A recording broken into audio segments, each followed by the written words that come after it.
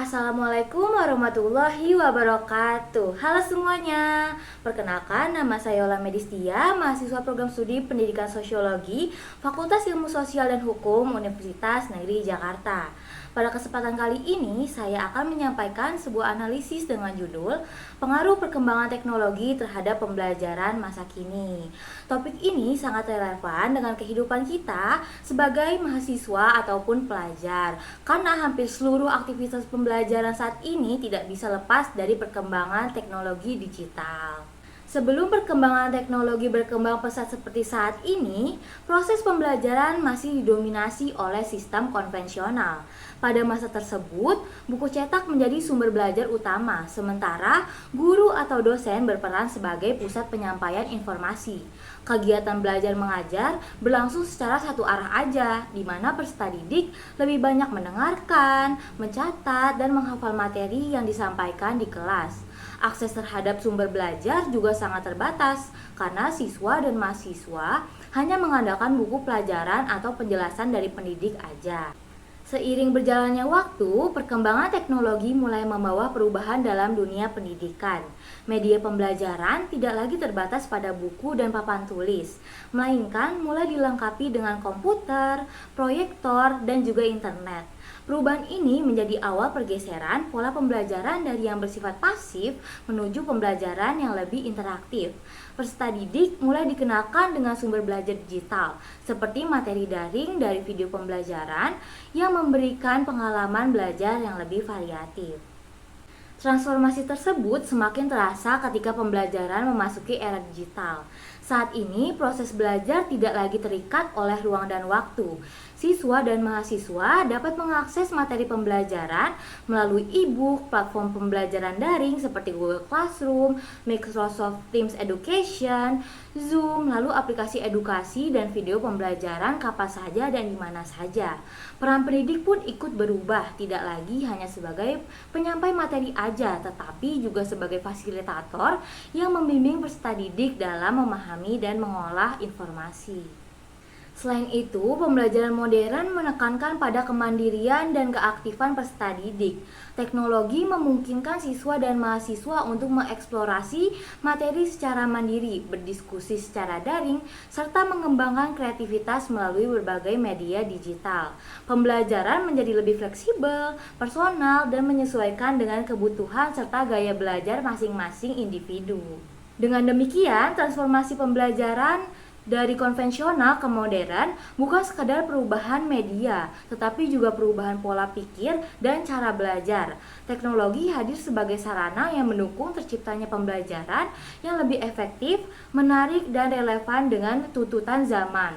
Nah, dengan adanya transformasi pembelajaran dari konvensional ke modern akibat perkembangan teknologi, pasti ada dong dampak positif dan dampak negatifnya. Yang mau saya bahas pertama yaitu dampak positifnya terlebih dahulu. Apa aja sih kira-kira dampak positifnya? Nah, yang pertama yaitu pembelajaran berbasis gamifikasi. Salah satu dampak positif perkembangan teknologi adalah hadirnya pembelajaran berbasis gamifikasi, seperti aplikasi Kahoot dan juga Quizizz. Melalui platform ini, proses belajar dibuat dalam bentuk kuis dan permainan interaktif. Pembelajaran yang sebelumnya terasa monoton, cuma ngisi soal di kertas, terus kumpulin ke guru, sekarang menjadi lebih menyenangkan, kompetitif, dan tidak membosankan. Siswa menjadi lebih aktif karena belajar sambil bermain. Selain itu, gamifikasi juga dapat meningkatkan motivasi belajar dan membantu pemahaman materi secara tidak langsung. Nah, yang kedua yaitu pemanfaatan Canva sebagai media pembelajaran. Teknologi juga menghadirkan platform desain seperti Canva yang sangat membantu dalam dunia pendidikan.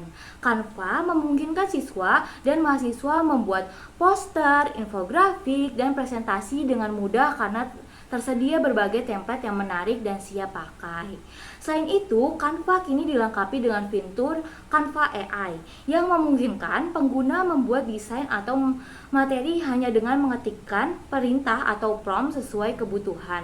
Hal ini membantu proses belajar menjadi lebih kreatif, efisien, dan sesuai dengan perkembangan zaman. Dampak positif ketiga yaitu materi pembelajaran berbasis QR Code. Perkembangan teknologi juga memungkinkan materi pembelajaran dikemas dalam bentuk QR Code. Dengan memindai QR Code menggunakan ponsel, siswa dan mahasiswa dapat langsung mengakses materi yang lebih lengkap ataupun video pembelajaran agar lebih mudah dipahami. QR Code ini juga sudah diterapkan dalam buku cetak Sosiologi Kemendikbud kelas 11 loh. Cara ini lebih praktis dan efisien karena peserta didik bisa mengakses kembali materi kapan saja saat dibutuhkan. Yang keempat yaitu akses pembelajaran melalui YouTube. Jika siswa atau mahasiswa belum memahami penjelasan dari guru atau dosen, mereka dapat menonton ulang materi melalui YouTube. Bahkan, materi yang belum pernah diajarkan di kelas pun bisa dipelajari secara mandiri melalui platform ini. Yang terakhir yaitu munculnya bimbingan belajar online. Perkembangan teknologi juga melahirkan berbagai platform bimbingan belajar online seperti Ruang Guru, Paham IFI, Zenius, dan juga Kuiper. Bimbel online dinilai lebih terjangkau, praktis, dan tidak mengharuskan siswa datang ke tempat les secara langsung. Materi pembelajaran dapat diakses kapan saja. Kayak misalkan kalian lagi ke mall, terus tiba-tiba mau belajar. Kalian tinggal buka aja deh aplikasinya di HP, nonton video tutornya atau baca-baca materinya aja, tanpa harus repot-repot bawa buku banyak dan berat. Nah, kalau kayak gitu kan siswa bisa menyesuaikan waktu belajar mereka sesuai kebutuhannya masing-masing. Hal ini memberikan kesempatan belajar yang lebih luas dan juga fleksibel. Nah, selain dampak positif, perkembangan teknologi pada pembelajaran ini juga terdapat dampak negatifnya. Yang pertama yaitu ketergantungan terhadap AI. Salah satu dampak negatif yang cukup serius adalah ketergantungan terhadap kecerdasan buatan atau AI. Banyak siswa dan mahasiswa yang langsung membuka AI untuk mengerjakan soal atau tugas. Kayak misalkan dikasih tugas dari dosen atau gurunya, mereka tuh langsung auto buka ChatGPT, Gemini, ataupun AI lainnya tanpa mencoba memahami materinya terlebih dahulu atau mencari di buku cetaknya. Jika hal ini terus terjadi, kemampuan berpikir kritis, analitis, dan problem solving dapat menurun karena peserta didik terbiasa mencari jawaban secara instan. Yang kedua yaitu ketergantungan pada akses internet dan kuota. Pembelajaran berbasis teknologi membutuhkan akses internet dan kuota. Tanpa internet, aplikasi pembelajaran seperti YouTube maupun platform daring tidak dapat digunakan. Hal ini menjadi kendala bagi siswa dan mahasiswa yang kurang mampu secara ekonomi atau tinggal di daerah terpencil dengan keterbatasan jaringan internet. Akibatnya terjadi kesenjangan dalam akses pendidikan. Yang ketiga yaitu ancaman keamanan digital dan phishing. Dalam mencari materi melalui internet, terdapat resiko link phishing atau penipuan. Beberapa situs tidak aman dapat mencuri data pribadi atau menyebarkan malware jika tidak berhati-hati saat mengaksesnya. Kurangnya literasi digital membuat siswa dan mahasiswa rentan terhadap ancaman ini, sehingga perlu adanya edukasi tentang keamanan digital. Yang keempat yaitu menurunnya konsentrasi dan fokus belajar. Penggunaan teknologi yang berlebihan juga dapat menyebabkan menurunnya konsentrasi dan fokus belajar.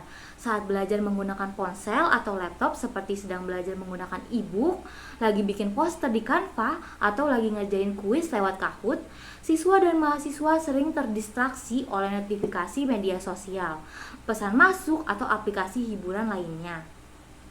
Akibatnya, proses belajar menjadi kurang efektif karena perhatian terbagi dan sulit fokus dalam waktu yang lama.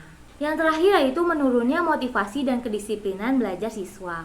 Kemudahan akses teknologi dalam pembelajaran juga dapat berdampak pada menurunnya motivasi dan kedisiplinan belajar siswa.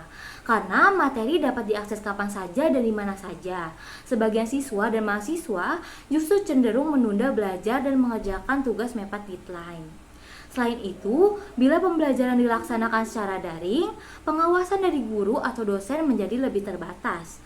Hal ini menyebabkan sebagian peserta didik kurang disiplin dalam mengikuti proses pembelajaran, seperti tidak fokus saat kelas online atau hanya hadir secara formal tanpa benar-benar memahami materi yang dipelajari.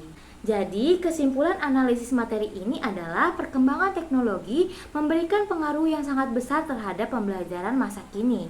Teknologi mampu membuat pembelajaran menjadi lebih menarik, fleksibel, dan mudah diakses, serta membantu meningkatkan pemahaman materi. Namun, di sisi lain, teknologi juga membawa berbagai tantangan seperti ketergantungan pada AI, kesenjangan akses internet, ancaman keamanan digital, menurunnya konsentrasi dan fokus belajar, dan juga menurunnya motivasi serta kedisiplinan belajar. Oleh karena itu, teknologi perlu dimanfaatkan secara bijak dan seimbang agar dapat mendukung pembelajaran secara optimal dan juga berkelanjutan. Sekian analisis mengenai pengaruh perkembangan teknologi terhadap pembelajaran masa kini dari saya. Semoga pembahasan ini dapat menambah wawasan dan menjadi bahan refleksi bagi kita semua dalam memanfaatkan teknologi secara positif di dunia pendidikan. Terima kasih telah menonton video saya. Kurang lebihnya mohon maaf. Wassalamualaikum warahmatullahi wabarakatuh.